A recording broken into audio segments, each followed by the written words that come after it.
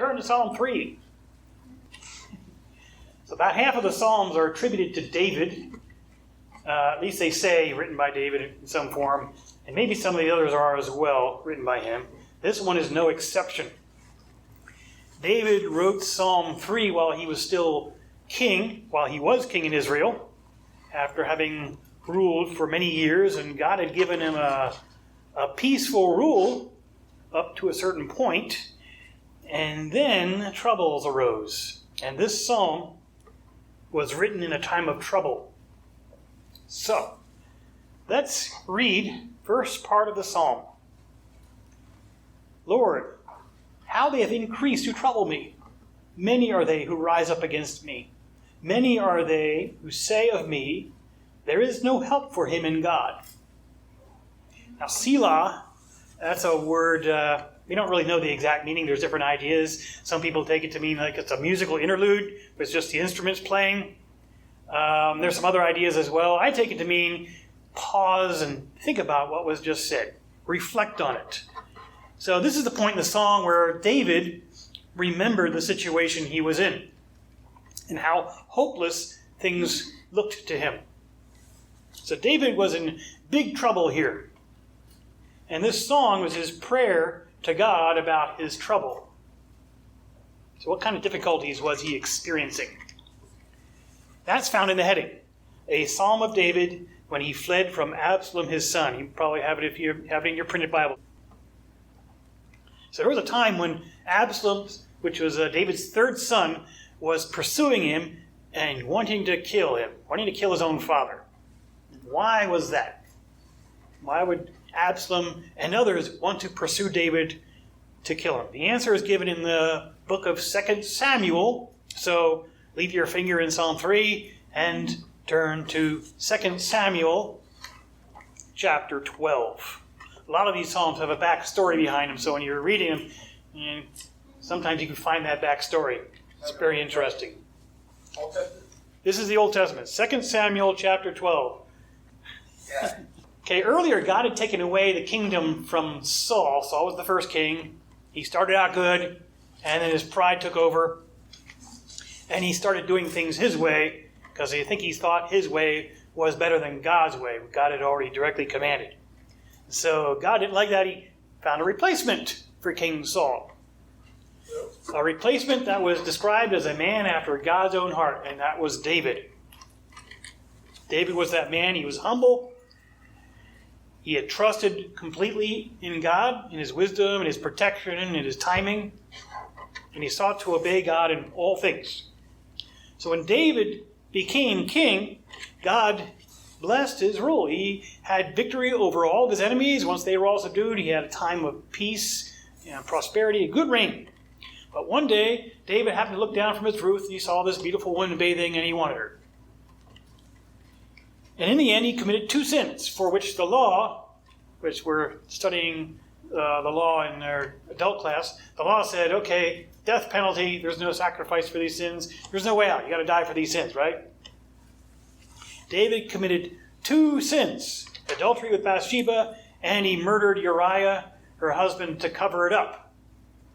And God sent Nathan the prophet to David to confront him over this, and David confessed. 2 Samuel chapter 12, verse 13, we read, So David said to Nathan, I have sinned against the Lord. And Nathan said to David, the Lord also has put away your sin.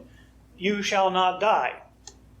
What a great thing. The law says you have to die, and now God says you shall not die. Isn't that a great thing? Even though the law said David had to forfeit his life, God overruled it, and he freely forgave David for this sin. Didn't have to go to the temple to offer a sacrifice. There wasn't any sacrifice that he could offer for it. It was erased. The sin was erased. He's off scot-free, as it were. But even though his sin was forgiven, there were going to be consequences to that sin. And those consequences would follow him for the rest of his life, and they started almost immediately. David's troubles started almost immediately. In the next verse, God told him, however, because by this deed you have given great occasion to the enemies of the Lord to blaspheme, the child also who is born to you shall certainly die, or surely die. So David's sin is forgiven, but it still had consequences.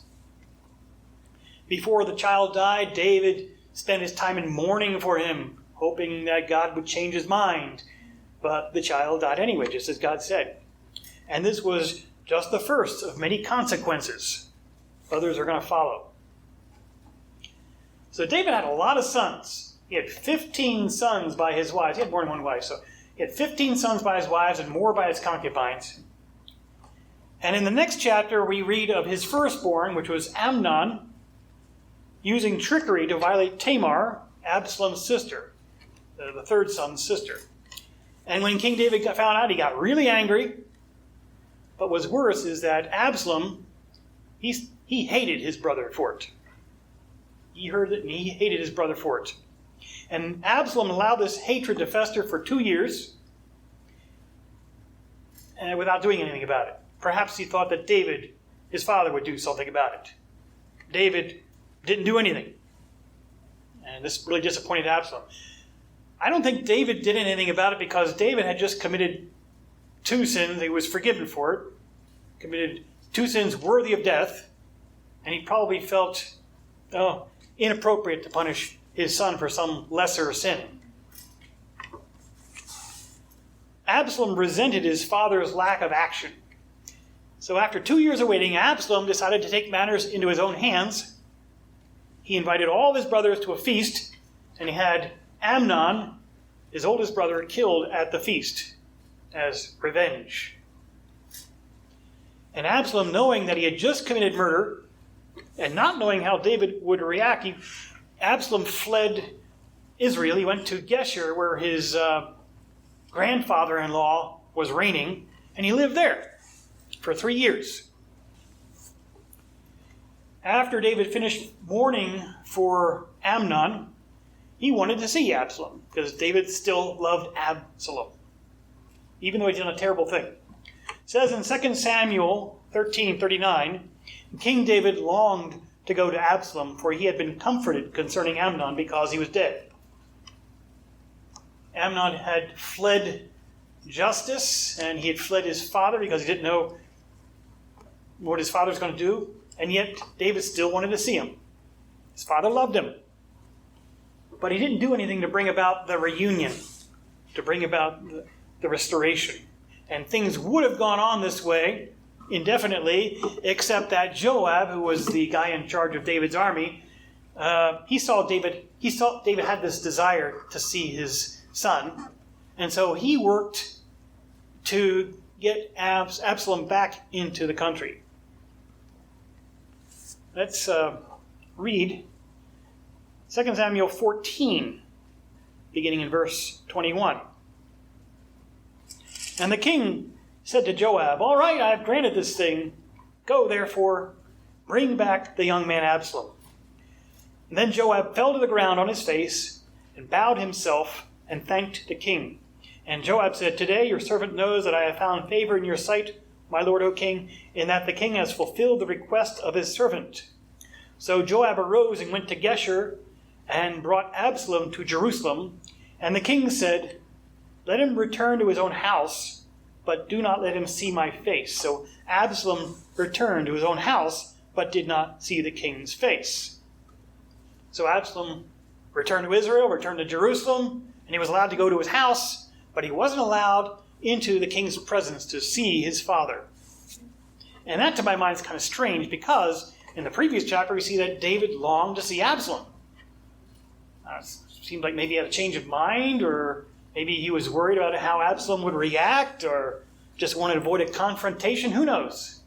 I don't know why. But for whatever reason it was, I believe this increased Absalom's resentment towards his father. Skipping down to verse 28, we see what it took for Absalom to see his father. And Absalom dwelt 2 full years in Jerusalem and did not see the king's face. Therefore Absalom sent for Joab to send him to the king, but he would not come to him. And when he sent again the second time, he would not come. So he said to his servants, "See, Joab's field is near mine, and he has barley there. Go set it on fire." And Absalom's servants set the field on fire. And then Joab arose and came to Absalom's house and said to him, "Why have your servants set my field on fire?" And Absalom answered Joab, "Look, I sent to you, saying, 'Come here, so that I may send you to the king to say, why have I come from Geshur? It would be better for me to be there still. Now, therefore, let me see the king's face. But if there is iniquity in me, let him execute me.' So Joab went to the king and told him, and when he had called for Absalom, he came to the king and bowed himself on his face to the ground before the king. Then the king kissed Absalom. So Absalom spent 2 more years in Jerusalem before David allowed him to see him. Absalom came, he bowed, father kissed him, but there really wasn't any real restoration of the relationship here. Absalom still resented his father. And in the next chapter, chapter 15, we see the result of Absalom's resentment. After this, it happened to Absalom that Absalom provided himself with chariots and horses and 50 men to run before him. Now Absalom would rise early and stand beside the way to the gate. So it was whenever anyone who had a lawsuit came to the king for a decision that Absalom would call to him and say, "What city are you from?" And he would say, "Your servant is from such and such a tribe of Israel." And then Absalom would say to him, "Look, your case is good and right, but there is no deputy of the king to hear you." Moreover, Absalom would say, "Oh, that I were made judge in the land, and everyone who has any suit or cause would come to me, then I would give him justice." And so it was, whenever anyone came near to bow down to him, that he would put out his hand and take him and kiss him. And in this manner Absalom acted toward all of Israel who came to the king for judgment. So Absalom stole the hearts of the men of Israel. So Absalom thought he was better than his wishy-washy dad, as he thought. David had done nothing to punish Amnon, but twiddle his thumbs, So Absalom had to do it. David wasn't eager to bring Absalom back from Geshur. Joab had to do that. And David didn't want to see his son after he came back. Joab had to make that possible. So Absalom thought his father was very unjust. And if he was unjust towards him, he's probably unjust towards everybody else. Absalom thought he could do a better job at ruling the people than his father. And so he intercepted all those who came to David for justice, and he gave them campaign promises of what he would do if he were in power. Absalom thought his father was unjust towards him and others, and he thought he could be a better judge. So he told the people, if I were king, or if I were judge. He didn't say I was king, but he's certainly implying that. If I were made judge, things would be so much better. He behaved in a way to steal his people's hearts. And from that point, Absalom sought to take the throne. Continuing, verse 10. And then Absalom sent spies throughout all the tribes of Israel, saying, "As soon as you hear the sound of the trumpet, and then you shall say, Absalom reigns in Hebron." And with Absalom went 200 men invited from Jerusalem, and they went along innocently, but did not know anything. Then Absalom sent for Ahithophel the Gilonite, David's counselor, from his city, from Gilo, while he offered sacrifices. And the conspiracy grew, for the people with Absalom continually increased in number. So the number of people who were following Absalom increased, and this caused David's troubles to increase. David was still king, but it didn't look like it was going to be that way for long. It looked like he was about to be overthrown. But he didn't try to defend his throne. Instead, he fled. Now a messenger came to David saying, "The hearts of the men of Israel are with Absalom." So David said to all of his servants who were with him in Jerusalem, "Arise, let us flee, or we shall not escape from Absalom. Make haste to depart, lest he overtake us suddenly and bring disaster upon us and strike the city with the edge of the sword." So as Absalom took over Jerusalem, David fled, and his troubles increased. In chapter 16, Shimei, some guy, decided to curse David for some reason. He threw stones at him, and one of those was David wanted to kill him for it. But David said, "What have I to do with you, you sons of Zeruiah? Let him curse, because the Lord has said to him, 'Curse David.' Who then shall say, 'Why have you done so?'" And David said to Abishai on all of his servants, See how my son, who came from my own body, seeks my life. How much more now this Benjaminite," that's Shimei. "Let him alone, let him curse, for so the Lord has ordered him. It may be that the Lord will look on my affliction, and that the Lord will repay me good for his cursing today." And as David and his men went along the road, Shimei went along the hillside opposite him and cursed as he went, threw stones at him, and kicked up dust. That's annoying. Somebody doing that, walking alongside you and doing all that. But David accepted what Shimei did as something that God was allowing and maybe even had commanded. David didn't defend himself in this situation. He remained humble in his troubles, and he continued to trust in God. In the next chapter, chapter 17, Ahithophel asked permission to go out, seek out David and kill him. And Absalom heard this idea and he thought, "Oh, I really like this idea." But he chose a different option. Absalom decided to gather an army, put an army together, and take the whole army out to seek out David. And a messenger was sent to David to warn him of this army coming out to seek David. And this is likely when David wrote Psalm 3. That's the context for Psalm 3. So, let's go back to Psalm 3. We'll read it again from the beginning. Imagine you're David. Absalom's army that greatly outnumbers you is close by, and he's homing in on your position. "Lord, how they have increased who trouble me. Many are they who rise up against me. Many are they who say of me, there is no help for him in God. But you, O Lord, are a shield for me, my glory, the one who lifts up my head." So David was in trouble, but he knew God had his back. David didn't trust his own strength or his skill with weapons or his loyalty or the skill of his friends or his ability to hide. He trusted in God. God had protected him before, and he would continue to protect him. He would shield David from his enemies. In the end, David would boast about God's protection. God would encourage David and bring him back to the throne. "I cried to the Lord with my voice, and he heard me from his holy hill." Selah. Oh, there's that word again. Think about it. So David expressed his trust in God. He prayed for deliverance, and he was confident that God had heard him. And with that prayer of faith and his assurance that God had heard, his fears melted away.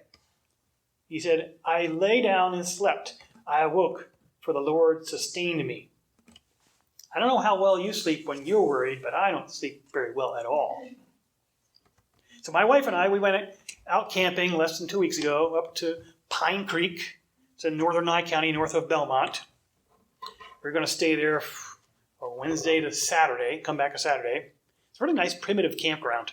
It's considered like the best primitive campground in the state. Has a babbling brook going by all the campsites. And we like it because it's usually like nobody there. But it's about 40 miles from the nearest cell phone service, so make sure you're prepared when you go up there. We'd planned for a 3-night stay, but the day we arrived, our generator, after having worked once, decided it didn't want to work anymore. We had an RV, and the RV battery also decided it didn't want to really hold a charge anymore. And the RV was powering everything, including the refrigerator. So I had to go, by 11 o'clock at night, go out there, get the truck around, jump the battery, so we can get charge back in there. And I found it didn't want to really hold a charge anymore very much. And I started worrying because we needed that battery to lower the RV back on the truck hitch. The old mechanical thing to lower it. So I figured, that battery goes bad. The RV's going to be stuck out there at least. If we didn't have enough juice, we'd have to leave it up there, come back another day. So I started worried all night. What if the battery only had enough juice to lower the RV part of the way onto the hitch? And so now my truck would be captured, but I can't still leave. Now it would be totally stuck there, and there's might not be anybody out there for a few days. We wouldn't be able to disconnect. Of course, I could take the truck battery out and use it just temporarily. I didn't think of that at the time, but But whatever. I started worrying. Didn't sleep. I was too busy worrying to sleep. So praying and worrying, but mostly worrying. So I decided one night of camping was enough. I didn't know if the battery would give out completely by Saturday, so I decided, okay, one night's enough. And the refrigerator, since it wasn't working, even under gas, it still needs electricity to keep going. So, okay, the food's not going to last. So next morning after jumping the RV, the battery charged enough, I was able to do what needed to be done to hook it up to the truck, and I was able to go home with no further problems with God's help. David had a lot more to worry about than being stuck out in the wilderness with an RV. He had people out ready to kill him, close by. And yet he slept peacefully because he knew his Lord was watching him. David continued, I will not be afraid of 10,000s of people who have set themselves against me all around. David was not afraid because he trusted in God. He knew God was in charge. He knew from past experience that God's going to protect him. He had protected him from Saul in much similar situations. So even though David knew he was not worthy of this protection because this really bad sins he had committed, he knew God had completely forgiven him, and it didn't hold it against him in the slightest. He had failed God, but God had never failed him. God was merciful, and he wasn't going to fail him. Arise, O Lord, save me, O my God, for you have struck all my enemies on the cheekbone. You have broken the teeth of the ungodly. Salvation belongs to the Lord. Your blessing is upon your people. Selah, for the third time. So God had protected David, given him peace of mind so he could sleep, but the enemy was still out there, right? So now David is calling God to, defeat this enemy, save him. Defeat Absalom's forces just like he had defeated other forces in the past, his enemies in the past. And God did so. Absalom's forces were defeated and David was restored to the throne. But he still experienced troubles because that defeat came through the death of Absalom, his third son. Joab killed him against David's express orders, and David mourned greatly for his son. So David experienced troubles as a consequence of his earlier sin, but he continued to trust God to bring him through those troubles. His faith in God was such that he remained humble. He didn't panic. What am I going to do? No, he didn't take matters into his own hands. He waited for God to deal with the situation in his own time, in his own way. And his faith was such that it overcame his worries. He was able to sleep when those who were seeking his life were nearby. New Testament contains an example, similar example of faith. We see it in Matthew chapter 8, beginning in verse 23. Jesus was with his disciples. And now when he got into a boat, his disciples followed him, but suddenly a great tempest arose on the sea, so that the boat was covered with the waves, but he was asleep. Then his disciples came to him and woke him, saying, Lord, save us, we are perishing. But he said to them, Why are you fearful, O you of little faith? And he arose and rebuked the winds and the sea, and there was a great calm, so that the men marveled, saying, Who can this be? Even the winds and the sea obey him. This ability to sleep when danger is close by is a good indication of how strong your faith is. Jesus had perfect confidence in his heavenly Father, so he was able to sleep. Very few Christians have faith like that. My faith has increased over the years, but every once in a while God has to show me that I still have a ways to go, just like that camping trip. Worry and faith don't go together. They're the opposites. The more you worry, the less faith you have. The more faith you have, the less you worry. So the amount of you worry is a good way to gauge how strong your faith is, to see if it needs improvement. So if you want to stop worrying, increase your faith in God. And different ways you can do that.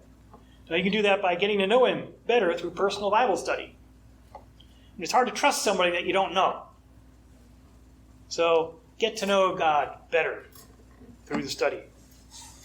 Not only, don't just know his power, know facts about him, know his character, especially his heart. Focus on his heart. His love, His care for you, His will. Look at the people in the Bible who trusted in God in difficult situations, just like David here. Even people like David who trusted Him, even though they didn't deserve the mercy, and they still received mercy and they still trusted Him. Write down what you discover. I like to keep a journal of these things.